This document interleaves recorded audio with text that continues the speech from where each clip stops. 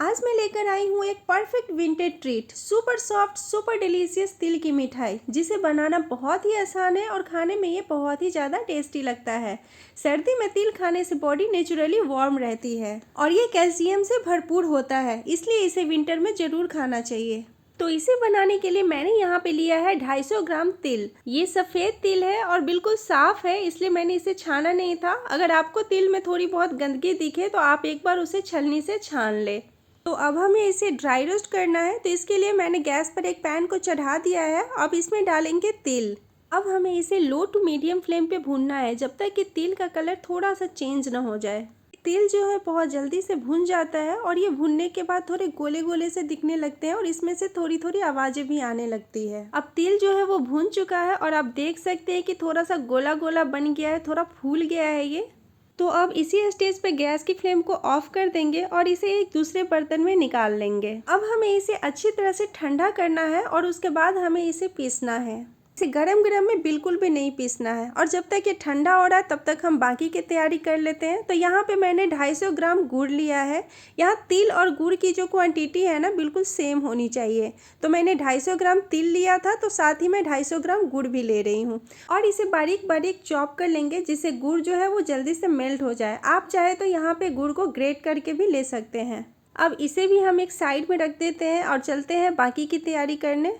तो यहाँ पे मैंने एक ड्राई नारियल लिया है, इसे भी हम ग्रेट करके ले लेंगे। आप चाहे तो यहाँ पे डेसिकेटेड कोकोनट भी यूज कर सकते हैं। अब इसे हमें थोड़ा सा भुनना है, तो इसके लिए मैंने गैस पे पैन को चढ़ा दिया है और इसमें नारियल डालेंगे। अब इसका थोड़ा सा कलर चेंज होने तक भुनना है, जिससे इसका टेस्ट मिठाई में बहुत ही बढ़िया आता है। तो अब ये भी भुन चुका है, तो हम गैस की फ्लेम को ऑफ कर देंगे और इसे भी एक बर्तन में निकाल कर रख लेंगे। तो अब हम चलते हैं तिल के पास। तो तिल जो हमारा है वो अच्छी तरह से ठंडा हो चुका है, तो उसमें से मैंने ये 2 चम्मच के करीब तिल निकाल लिए हैं। इसका यूज हम इसी रेसिपी में आगे करने वाले हैं और बाकी सारे तिल को हम ग्राइंड कर लेंगे। तो इसे हमें पल्स मोड पे ग्राइंड करना है, क्योंकि हमें इसे दरदरा रखना है, बहुत ज़्यादा फाइन नहीं करना है। तो बिल्कुल इसी तरह का टेक्सचर हमें चाहिए। आप अगर इसे गरम गरम में पीस दोगे तो इसका तेल निकल जाएगा। तो हमें बिल्कुल इस तरह का पीस कर रेडी करना है। अब सारी तैयारी हो चुकी है, तो अब हम चलते हैं इसके कुकिंग प्रोसेस में। तो इसके लिए मैंने गैस पर एक पैन को चढ़ा दिया है और उसमें डाल रही हूँ 1 चम्मच घी। घी के मेल्ट होते ही इसमें डालेंगे 1 कप दूध। ये बॉयल करके ठंडा किया हुआ दूध है, यहाँ पे हमें गर्म दूध का इस्तेमाल नहीं करना है। अब इसमें मैं डाल रही हूँ 1/4 कप मिल्क पाउडर। अब गैस की फ्लेम को हमें ऑफ कर देना है और इसे अच्छी तरह से मिक्स करना है। तो इस तरह से मैंने इसे मिक्स कर लिया है। अब आप देख सकते हैं कि बिल्कुल अच्छी तरह से ये मिक्स हो चुका है। तो अब इस स्टेज पे हम गैस की फ्लेम को ऑन कर देंगे। तो अब मैंने गैस को ऑन कर दिया है और इसे हमें कंटिन्यूअसली चलाना है जब तक कि ये अच्छी तरह से थिक ना हो जाए। इससे हमारा इंस्टेंट मावा रेडी हो जाएगा। अगर आप मार्केट का मावा यूज करना चाहते हैं तो आप वो भी कर सकते हैं, फिर आपको ये स्टेप करने की ज़रूरत नहीं पड़ेगी। या फिर आप घर पे दूध से भी मावा तैयार कर सकते हैं, तो उसमें आपको टाइम काफ़ी लगेगा। तो अब आप देख सकते हैं कि ये काफ़ी थिक हो चुका है। तो इस तरह से हमारा इंस्टेंट मावा बनकर रेडी हो रहा है। अब इसे थोड़ी देर और कुक करेंगे, क्योंकि ये अभी थोड़ा सा गीला लग रहा है, तो इसे हमें थोड़ा सा और ड्राई करना है। तो अब आप देख सकते हैं कि ये बिल्कुल ड्राई हो चुका है। तो इस तरह से हमारा इंस्टेंट मावा बनकर रेडी हो चुका है। तो अब हम इसमें गुड़ डाल देंगे जो हमने पहले कट करके रखा था और गैस की फ्लेम को लो रखेंगे और इसे अच्छी तरह से मिक्स करेंगे तब तक जब तक कि गुड़ पूरी तरह से इसमें मेल्ट ना हो जाए। हमें यहाँ पे गुड़ की कोई चाशनी नहीं बनानी है, बस जस्ट गुड़ को मेल्ट करना है। तो अब आप देख सकते हैं कि गुड़ मेल्ट होना स्टार्ट हो चुका है। तो इसे इस तरह से स्पैचुला से दबाते हुए चलाएंगे ताकि गुड़ की कोई भी बड़े चंक्स ना रहे इसमें। तो इसी तरह से हमें लो फ्लेम पे इसे चलाते जाना है जब तक कि ये गुड़ पूरी तरह से अच्छी तरह से मेल्ट ना हो जाए इसमें। तो अब आप देख सकते हैं कि इसमें गुड़ के बिल्कुल भी चंक्स नहीं दिख रहे हैं और ये अच्छी तरह से मेल्ट हो चुका है इसमें। तो इसी स्टेज पे अब हम गैस की फ्लेम को ऑफ कर देंगे, क्योंकि अब हमें इसे ज़्यादा नहीं पकाना है। अब इस स्टेज पे हम इसमें तिल डालेंगे जो हमने पहले ग्राइंड करके रखा था और इसके साथ ही नारियल भी डालेंगे, इसे भी हमने पहले ही रेडी करके रखा था। अब इन सबको डालने के बाद हम गैस की फ्लेम को ऑन करेंगे। आप देख सकते हैं कि फ्लेम अभी ऑफ था, तो अब मैंने गैस की फ्लेम को ऑन कर दिया है। अब इसे अच्छी तरह से हम मिक्स करेंगे। गैस की फ्लेम को लो ही रखेंगे। अब इस स्टेज पे मैं इसमें इलायची पाउडर डाल रही हूँ। ये ऑप्शनल है, बट इससे बहुत अच्छा टेस्ट आता है, तो आप ज़रूर डालिएगा। अब इन सबको अच्छे से हम इसमें मिक्स कर लेंगे। तो इस तरह से मैंने इसे मिक्स कर लिया है। अब हम क्या करेंगे ना, एक बटर पेपर लेंगे और उसे इस तरह से अच्छे से फैला देंगे। आप चाहे तो यहाँ पे घी भी लगा सकते हैं, बट मैं नहीं लगा रही हूँ। और इस पर हम सारा मिक्स जो अभी हमने रेडी किया था उसे डालकर अच्छे से फैला देंगे। तो इस तरह से स्पैचुला से दबाते हुए इस तरह से हम चारों ओर से इसे फैला देंगे। आप चाहे तो इसके ऊपर एक और बटर पेपर डालकर बेलन से बेल कर भी इसे सेट कर सकते हैं। तो मैंने इस तरह से इसे स्क्वायर शेप में सेट कर दिया है।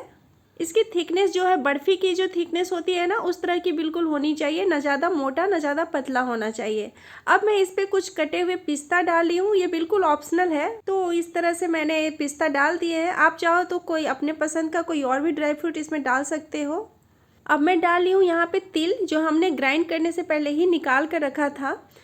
तो इसे भी मैंने अच्छे से डाल दिया है। अब हमें इसे रोल करना है। तो उसके लिए क्या करना है ना, इस तरह से बटर पेपर को थोड़ा सा दबाते हुए इस तरह से रोल करें आराम से।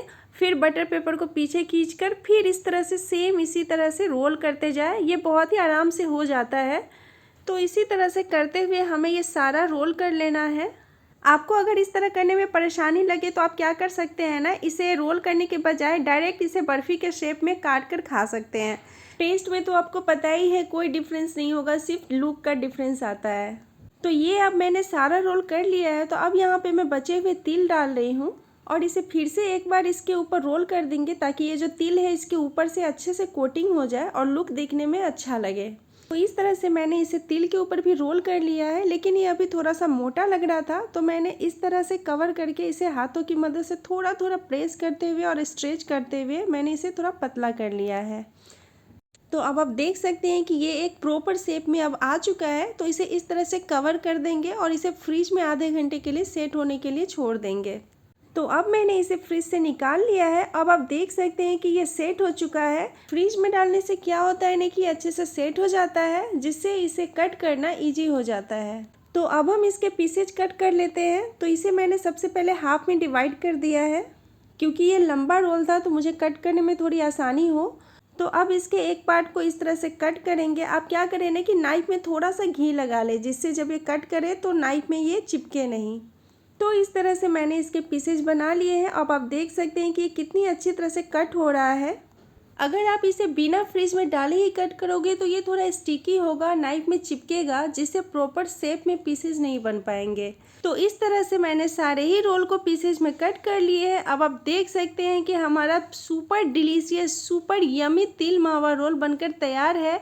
और ये दिखने में भी कितना खूबसूरत लग रहा है और खाने में तो ये बहुत ही स्वादिष्ट होता है। सुपर सॉफ्ट बनकर तैयार होता है, जिसे कि हर कोई खा सकता है। ज़्यादातर बच्चे तिल के लड्डू नहीं खा पाते, क्योंकि वो खाने में थोड़े हार्ड होते हैं। इसलिए ये बनाइए, ये बच्चों को भी बहुत पसंद आएगा। बहुत ही इजी रेसिपी है, फटाफट से बन जाती है। तो अगर आपको भी मेरी तरह विंटर में तिल खाना पसंद है तो इसे बनाइए और सब लोग विंटर को एंजॉय कीजिए। वीडियो पसंद आई हो तो वीडियो को लाइक ज़रूर कीजिएगा और इसी तरह के इजी, टेस्टी और किड्स फ्रेंडली रेसिपीज़ पाने के लिए मेरे चैनल को सब्सक्राइब कीजिए। मिलते हैं एक और नए वीडियो में एक और नए टेस्ट के साथ। तब तक के लिए बाय।